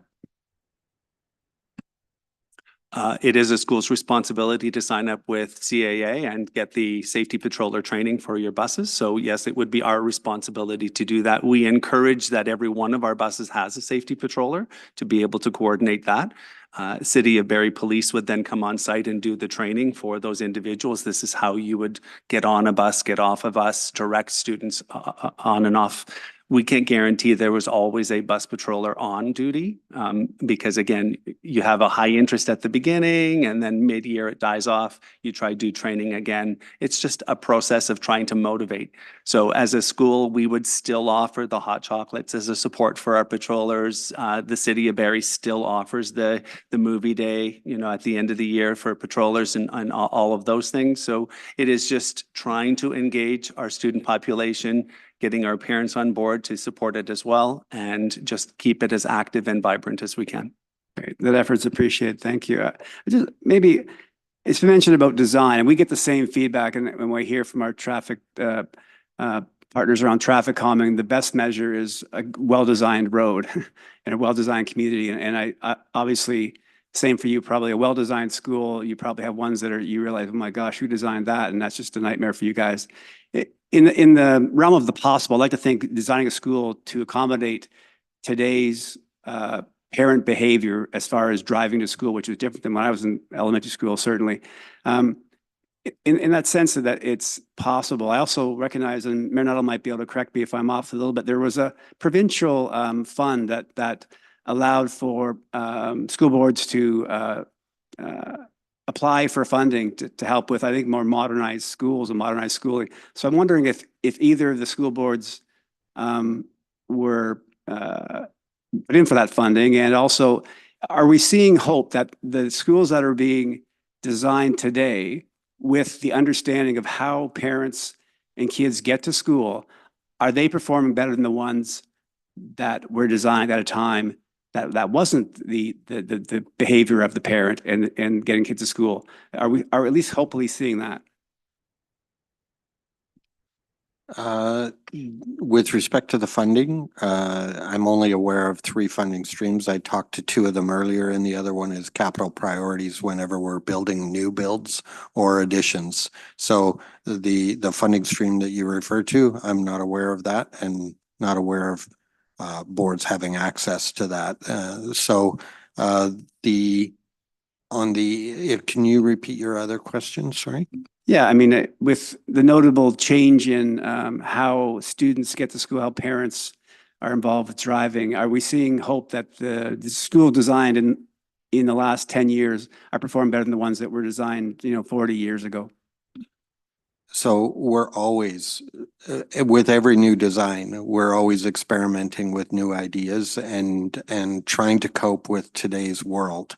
However, I think I've indicated multiple times, it's very difficult for us to try on the site sizes that we have to accommodate the volume. The volume is too much for the sites that we're doing. And when you factor in the fact that most of our sites do have to support busing as well, now you're trying to get that volume into a small site, 5-6 acres, and you're trying to accommodate buses, trying to isolate buses so that we can get them safely in and out, and then try to manage up to 200-300 cars as well. And that's just, I invite anyone to provide design ideas, but we've looked at many, and we're involved provincially in organizations. We as boards collaborate, all 72 boards in Ontario, through various committees as well. So we have access to not only our designs, but designs that are occurring all through the province.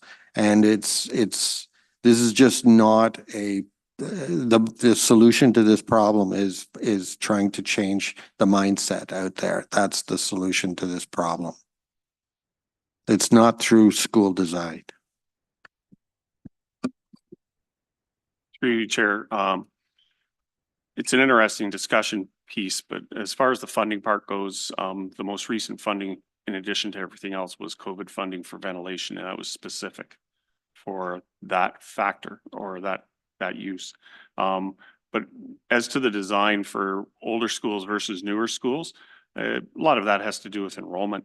And if you're in a school such as in the South End, either west or east, if your enrollment is high, then incredible pressures on no matter what your design is. If you're in a more mature neighborhood, you may find less, depending on whether, in our case, for some of our schools, they act as holding schools for subdivisions that are coming along, and we don't have new schools put in place in those locations. So the enrollment is a pressure point for us, and that means it's relieved with capital projects that have people go to school in their own neighborhoods, and that is our goal. But as we've already discussed, that is not a guarantee that people are going to go to school in their neighborhood without a ride to school from mom or dad trying to get to, or somebody else in the family trying to get them there.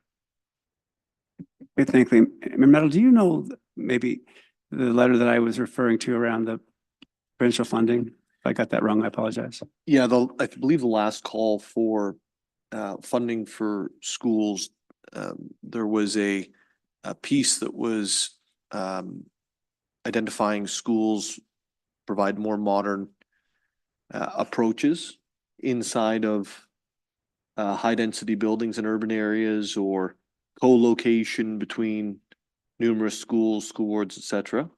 I think that's what you're referring to. And we identified that in our information we'd like to send the Minister for Municipal Affairs, the Minister of Education, the Minister of Transportation alongside the site on Essa Road. So I think that's what you're referring to.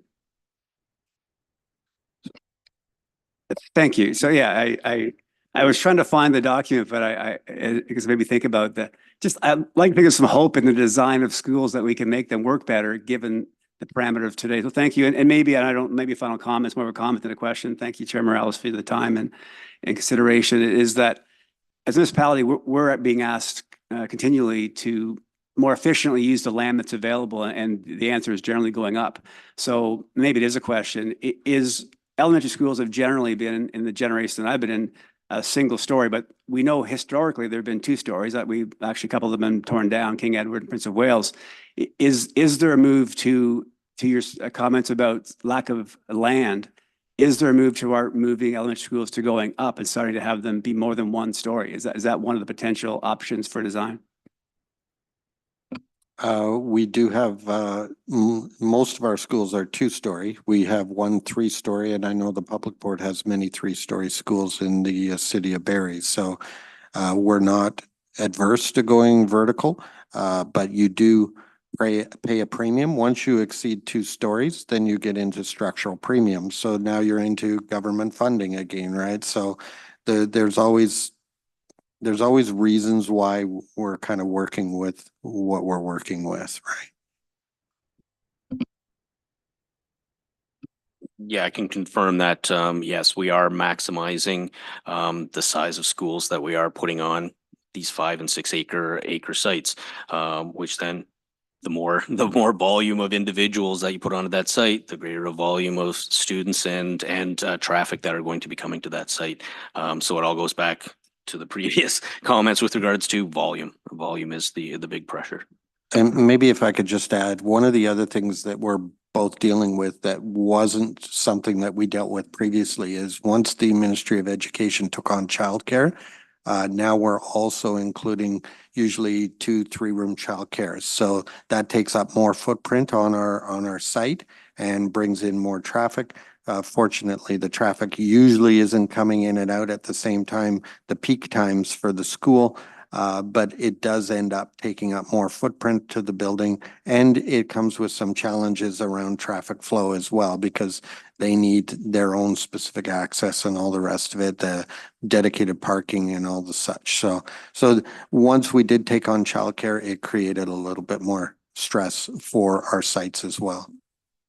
Thank you very much. That's all I have. I really appreciate it. Hopefully we can be allies and kind of working better in the city of Barrie to make better decisions about where the school is placed. I heard that very clearly, that's a big challenge and one of the first steps. So thank you very much. Okay, perfect. I'm going to continue on the list. I just want to let members of committee and non-committee know we're going to lose Mayor Nettle at 6 p.m. And he's just has some feedback on some of the items held. So you know what I meant. And the deputy mayor, do we lose quorum, Ms. Cook? No? Just go. Okay, just basically go. Okay, okay, so I've got Councillor Nixon next, then Councillor Riepma and Councillor Hamilton. I saw your hand and through the miming. Do you have a quick follow-up? It was just a follow-up, but I can wait my turn. You can wait it? Okay, perfect. Councillor Nixon, go ahead. Thank you, Chair Morales. This is more directed to the public board because there was some conversation last year that started with Councillor Riepma and I approaching Trustee Strawn, and who she organized a Zoom meeting with I guess 3 or 4, maybe some of you were here that were part of that Zoom meeting that we had, and the purpose of the meeting was to discuss the possibility of older high school students, maybe 11 and grade 11 and 12, be given City of Barrie bus passes. And the whole purpose of the discussion was to somehow try to, increase safety by reducing the number of buses, and it was, the conversation I thought went well. Both sides seem to be fairly optimistic about at least studying the situation. And it wouldn't work obviously the school would obviously have to be on a bus route, number one. But with the amount of high school students in Barrie now, even if it was 10-20% of the older high school kids. And just out of curiosity, and I don't want to put anybody on the spot, but how many high school students would be in Barrie at this, give or take a rough number? How many? Just with the public board? Quick guess? Roughly around 7,000. About 7,000, yeah. So if we're just going to say that, half of them are in grades 9 and 10, the other half are in 11 and 12, 3,500. If you could take, 300 or 400 high school kids and have them get to school on a city bus rather than, on a blue bus instead of a yellow bus, that would certainly reduce the number of buses. It would reduce the number of buses trying to park. If there's fewer buses around the school, it's safer. Not to mention the environmental reasons, but I'm curious as if any of you know if that went anywhere. Were there discussions? Is it something that's still worth talking about, or because we'd certainly like to do that? Councillor Nixon, I'll start with Ms. James Reed. She put up her hand, and then we'll go to the CDSB. Thank you, Chair Morales, and through you to Councillor Nixon. I recall that meeting well because you were at the meeting with Councillor Rietma as well. So we, as the city and the community, the transit department is really committed to doing this, and we were in conversations with the Simcoe County School Board on a pilot basis. And the way the meeting left was that it was just left with the school board to pursue and get back to us. But we're really committed to doing this. In the meantime, I've had a conversation recently at the Mayor's Chamber lunch with a school board representative, Lynn Strawn, and we've been kind of brainstorming some ideas because she was also part of that initiative with the potential to get into the schools and promote our License to Ride program. So as council members will know, that's the program that we offer in partnership with the rec department in the summers for students to ride the bus and use our rec centers for free. So the suggestion was that we start with that and we try to get into the schools with some of our staff to try to register the students, get them informed as to what the program is, to try to drive some interest and to try to use the buses throughout the summer period. And then if that is successful, we would be proposing to come back to council with a decision point to potentially look at piloting the License to Ride with the school board, whether we start with a few schools or whether it's broader, but throughout longer periods, not just the summer. So that's kind of how it was left from my perspective, if that's helpful information. Very much so. Thank you. Yes, Mr. Dance. Thank you. And through you, there is a pilot, as has been mentioned, that is going to start a survey at one of our high schools on a limited basis to see if there's uptake from students. It would be within city limits, but it's one that we're expecting that survey to go in the next several weeks. But it would be, has gotten some legs with regards to that, and it's been working with our superintendent responsible for transportation, and the consortium is quite aware of it. Thank you very much. And if it does get off the ground, then perhaps we can continue a conversation with the Catholic Board as well, and the more the merrier. But yeah, it's definitely something that we look forward to moving along with for the obvious reasons. But if we can get kids starting to ride public transit at a younger age, they get used to it, and it allows them to get to their job after school. Parents don't have to drive them, take the morning off to take them to a dentist appointment, and all, there's a lot of good reasons for it.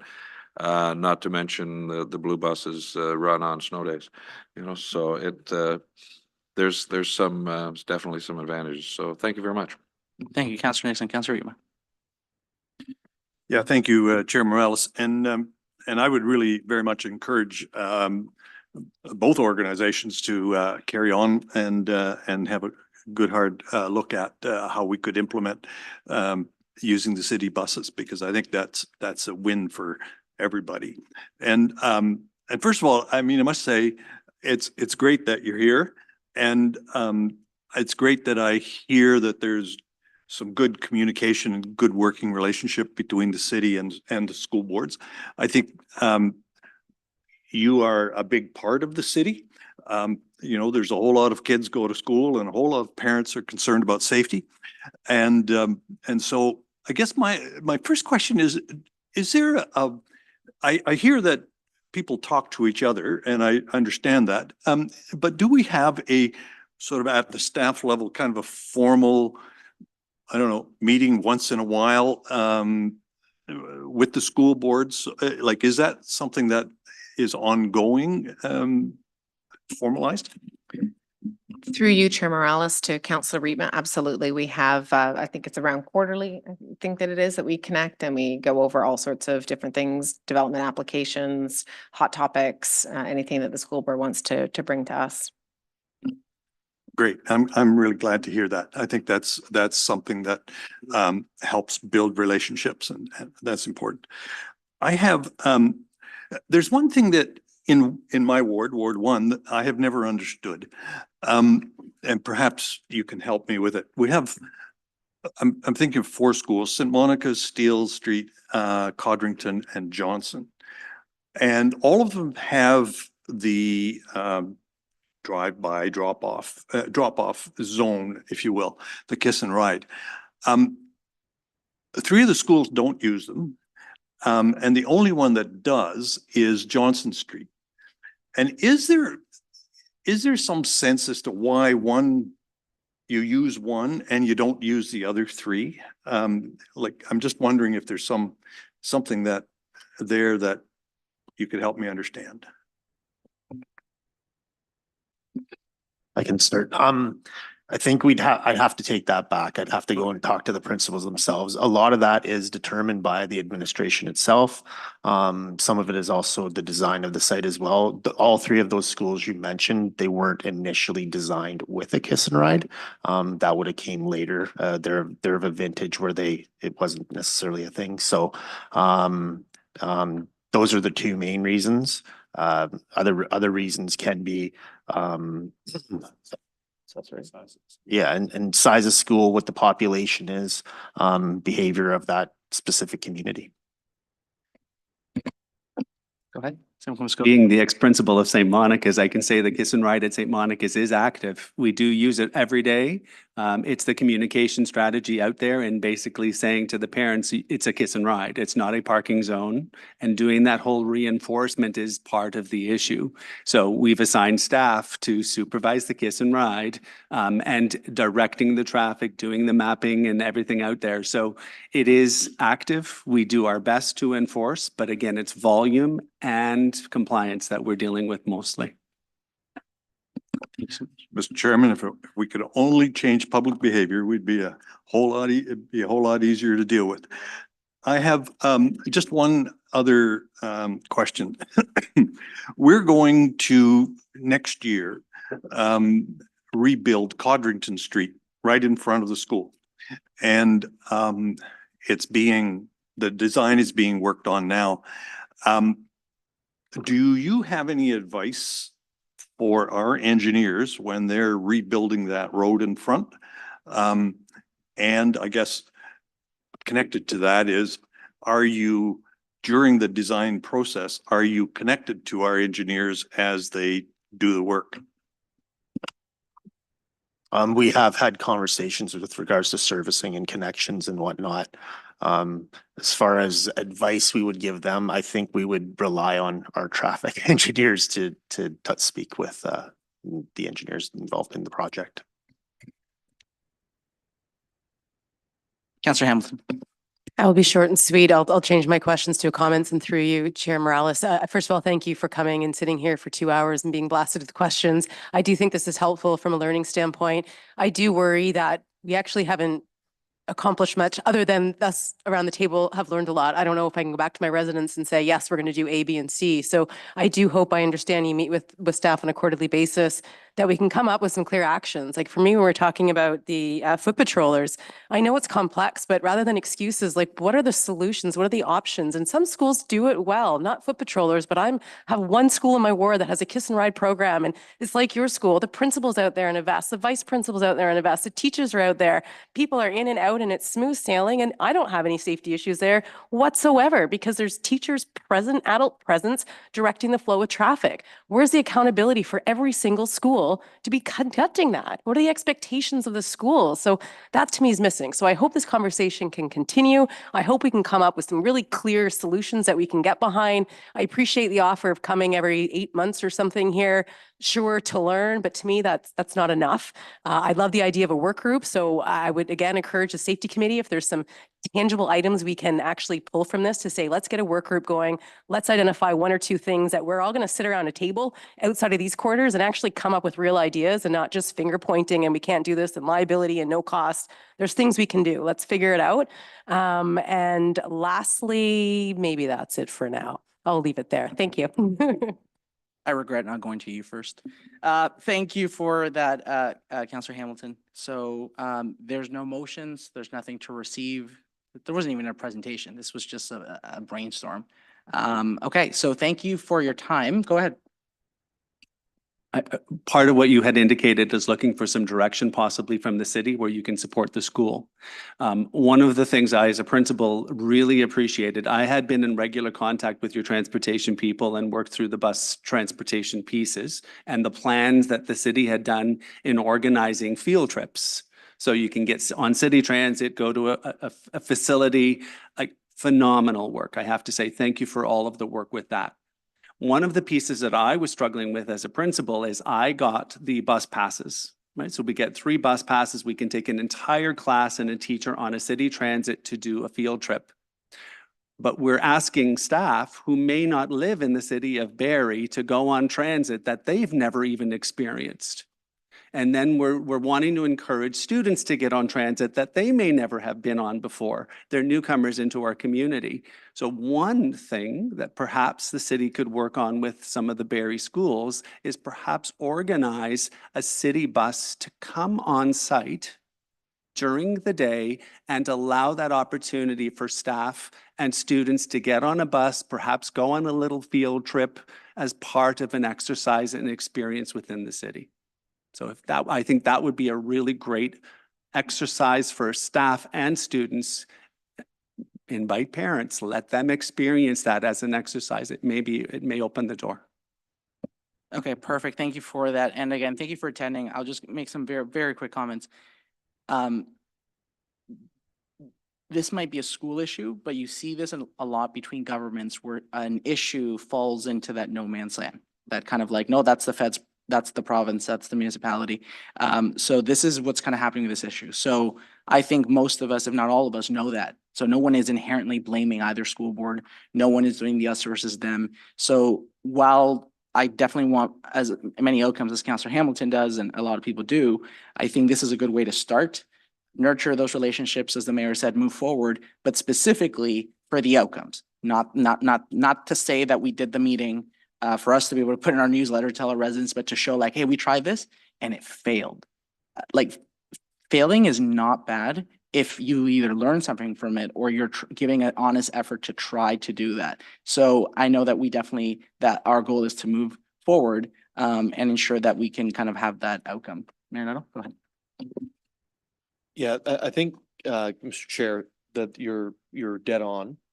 And I think that Councillor Hamilton was dead on. And, you know, as we are going to be finishing our conversations in the next couple of months around KPIs, I think that this is one of the places that we can come up with a community safety KPI. I don't know what it is exactly as I sit here and say that. I don't know if it's unlit intersection or unlit crossings, either lit or guarded in one way or another. I don't know the exactness of the KPIs, but when I'm thinking about community safety, it's if not number one, it's in the top 2 or 3 in the city that we you hear about as members of council and that I hear about in the mayor's office. So that would just be some feedback for, I think, for us to have a discussion as a community safety committee and then move forward on. Great. Thanks so much for attending the meeting. So at this point, we will move on. We've got 6 minutes for two of our members of committee. So 5.2 was held. And this was the referral, this was the correspondence from the Grey Highlands school bus armed cameras. And this was held by Ms. Cook. Could you refresh my mind? Councilor Corso, go ahead. Yeah, so the reason why I held this is because as great conversation ender on having our school boards come and visit us is receive a vast amount of complaints regarding school bus safety. And it is, as I like to say, above our pay grade because it is a ministry issue. But as always, we like to share our issues and challenges that we have with our other levels of government. I have attempted to reach out to discuss it with our other levels of government on multiple occasions and have not been successful. I have been rerouted to MTO with a contact and again have been unsuccessful in connecting with that person as well. So I know that this council is not a fan of sending letters. But at the same time, I think that there is definitely a conversation to be had and some action to be taken to support the letter that was sent by Grey County. That I think that we need to push the Grey Highlands. I think that we need to have, I would like to add our voice in whatever way that we can to ensure that message gets received because kids are getting pretty close to clipped. So it is a serious issue. Perfect. Thank you, Councilor Marinette. So like, I don't know if cameras help or don't help on school buses. I gotta be honest, I just don't know. I don't have data that says they do or don't. If people aren't following the laws around school buses, the camera may help, I guess, find them in a future time, and hopefully penalize them for not following those laws. When it comes to the intergovernmental relations side, the Minister of Transportation is somebody we have great access to. And we also have folks who work in intergovernmental affairs here that can definitely help facilitate those requests to the provincial government or federal government if it's federal. And certainly have for us in terms of the housing side. So if there's a conversation that you'd like to take into a more granular level with the Minister of Transportation, or I think that you were saying it probably started with the Minister of Education and now then graduated on to the Minister of Transportation, is that? No, I contacted our local one of our local MPPs, or I attempted to contact several times one of our local MPPs to have that conversation. Their office then referred me to a contact at MTO, which I attempted to contact and could not get a hold of either at this point. Okay, so if you'd like some support and help on that, I can definitely help, but I know that Rebecca and her team can help as well. And I think that the conversations around intergovernmental relations start here around our table, and then they grow out. And if there's things that we're just not getting an answer on, like it does require coming to the team and trying to figure that out going forward. So I'm not sure for me on the actual piece itself, like I don't know if that helps or doesn't help. So I don't want to take a position on it. If you were to ask me to choose between putting an IPS, intersection pedestrian signal, We got one on Hearst Drive, Mr. Prowse, you remember that? You do. And it's the controlled intersection. It's the signals. It's like I press the button, it goes red on the road, I cross the street. And video cameras on buses. If there was funding available, I'd choose more intersections being controlled. That doesn't mean that we can't do both. I just don't know what the funding envelopes are or aren't. And so I think that from here, for me, like, I don't want to just send off a letter to the minister. I'd rather have an actual conversation with the minister to say, what do you have to make things safer? What are the tools in your tool belt that we can be part of to make it safer? And if we come back and he says, you know what, I need X, Y, and Z and the cameras, or I need something else, and let's go that way. But I think that having that conversation with them before we send the letter would make it more received when they get it. Yeah, that would be wonderful. I would just like to have the conversation because I haven't been able to crack that nut. And we've been reminded again at the table to reach out to our levels of government that we have and to have these conversations before we fire off letters. That was said several times, and I've attempted, and I have not been able to get anybody to have a conversation with me. So yeah, that would be wonderful. Okay, Thank perfect. you. Thank you, Councilor Corser. And yeah, might I suggest you, Mayor Nuttall, you assist Councilor Corser in doing that. And then depending on the outcome of that, you can always bring it in for discussion. That does it with, like, we can let this go and you can bring it back. Yeah. Well, this was supposed to be an item for discussion to actually have that letter sent. That was the intent, but I guess it never quite manifested that way. So that might have been absolutely on me. But yeah, it was referred to the committee. With that intent, Yeah, not with the that wording. intent, Got it. Okay, yes. perfect. Nate. Yeah, go ahead, Mayor Nuttall. So while it's referred to the committee, maybe the answer is to defer this to another meeting. Okay.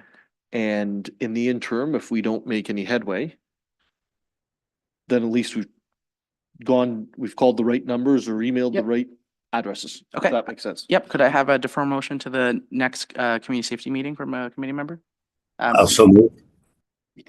I'll go with that enthusiasm. Deputy Mayor Thompson. Yeah, I'm gonna go with that enthusiasm. Deputy Mayor Thompson and referred and seconded by Mayor Nuttall. All those in favor, please indicate. Okay, that passes. I'm just going really fast because we're gonna lose two people and we've got another one that was held. Establishing consistent stakeholder invites 8.1. Mayor Nuttall. Yeah, thank you. I apologize. My computer has died since I was looking at the agenda. So thank you. Thank you, Mr. Chair, for helping me. I just wanted to make sure as we're doing these invites. So we've now at the budget asked the police service to come to community safety. The downtown BIA asking for community safety, and then traffic, which is our own city staff, come as well. Is the intention that they come at the same time? And if so, do the existing motions that have now been adopted by council mean that we don't need a third one? Great question. Mayor Nuttall, through you, the Councilor Corser and I's motion, the one you're reading, that was in the pipeline since late September, early October. Yeah. I don't know when Councilor Hamilton had hers, but it's definitely different. So there's definitely efficiency, AKA it's already been done for police. Just to quickly clarify, so we can take the police out is what I'm saying. Is yours did yours include the BIA? Okay, so the BIA isn't, so we could leave the BIA and traffic, nothing was done, I didn't miss anything. Okay, so we can definitely quickly make a change there for the and take out the police. And again, I'm the chair, so I'd have to step away to move a motion, but if a member of committee would do an amendment to swap out police and put in school boards 3 times per term or whatever timeline you feel comfortable with, that would be good. There was just a second part of the question, which was, did you want them the same night? So like, is the point to have traffic the same night as Barrie Police and perhaps school boards? Personally speaking, I like Councilor Corser because she's also a sponsor. There is definitely an intent that there's synergies. I hate that word. There's synergies between Barrie Police and traffic, even though they're different, but they can be the same. I don't know if traffic and BIA necessarily have to be on the same night, but Barrie Police and traffic, right? There's deficiencies there. So can I propose some wording that may fit what we're talking about here, which is that the following organizations and city staff be invited to provide 2 presentations a year to the Community Safety Committee on the same evening. The traffic city staff and the Barrie Police Service. And would you like the school boards on there as well?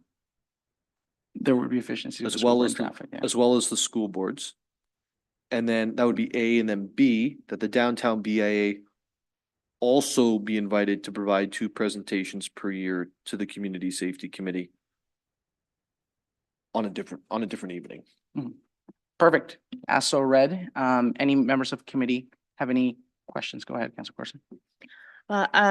Just to add clarity and for my intent of sponsoring this motion was to ensure that my ideal is to have traffic and police services at the table at the same time, only specifically about the aggressive drivers, the problems we have on the streets, not to do with governance or KPIs in the sense of budgeting, but specifically about the issues we were having last summer, in the fall, as we're seeing now. And as summer comes up again, we know that those are the hot times of the most difficult challenges that we have on our roads when it comes to driving. So I'm disappointed we're coming this late in the game to have them at the table, but to even put this forward, because I was hoping that we could have some resolutions, some ideas, some action items before spring and summer came, because of the challenges that we have on the streets. And I believe we cannot police our way out of this. I think it's a planning issue as well. So to have both at the table, to have that conversation exclusively separate than the KPIs of budgets is important for what I had put forth. Councilor Corser, and I'm asking this to you as a co-sponsor, would you want to split the difference? One of the meetings is traffic, one of the meetings for Barrie Police is traffic focused. And then one of the meetings can be operations in general, which means that like antisocial behavior, crime, et cetera, is the focus. But if traffic kind of spills over, then so be it. No, I really wanted, just to be clear, the motivation of me to sponsor this was to have traffic and police at the table to deal with issues that we're having on the streets. As we all know, I'm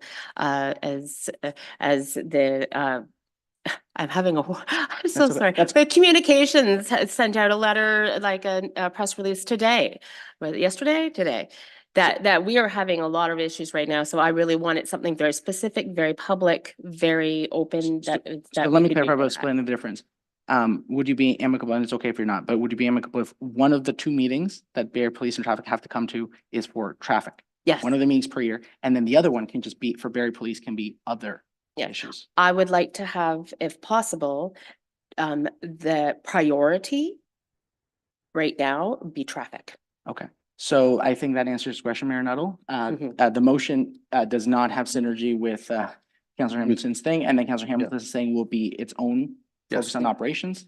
I'm thrilled to have them all here all the time to have these conversations for sure, because it's a huge part of community, but that I think it just feels that the traffic piece is very urgent right now. Go ahead, Mayor Nuttall. I believe the wording that proposed actually does what Councilor Corser was saying, which was 2 presentations per year on the same evening between police and traffic city staff. So what her request was is being fulfilled here. And I don't think necessarily those people are the same. It's not the same folks from the police department are going to show up for budget as show up for traffic. And likely the same folks for analyzing data aren't going to be the same ones that show up for traffic. Okay, perfect. Ms. Cook, just to clarify, because I was a lot verbally there.